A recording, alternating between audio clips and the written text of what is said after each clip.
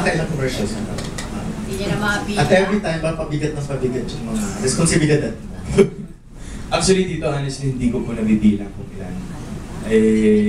Kumbaga parang I enjoy the blessings that's coming in. Then ako po, pag natatanggap ko yung mga blessings na to, I'm thinking of how to use it para makatulong sa iba. But syempre, my priority is my family first. So, kumbaga, work lang ng work. More blessings pa more, be thankful. Very thankful po ako sa lahat. Alden, ano yung reaction mo lang dun sa sinasabi na ikaw na yung bagong endorsement king dahil sa dami ng mga commercials? Naku naman.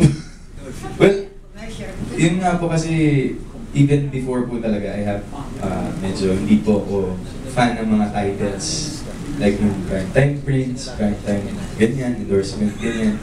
Kasi ako po, whatever I get, whatever I, kung ano man po yung naibibigay sa akin ng show business ngayon, I take it, I work hard for it. I'm very passionate about everything that I do in show business po. So, kumbaga, kung meron man pong tumawag sa akin ng ganun, salamat po, that I'm really not entertaining the thought of having titles in this industry. I'm just Alden Richards. Talaga may good last time. Ano na yung mga next projects nyo ni Maine, aside from Calle Serge, yung magiging Hollywood presentation nyo ng Yes, ayun po. Maybe this year po will be coming up po a movie.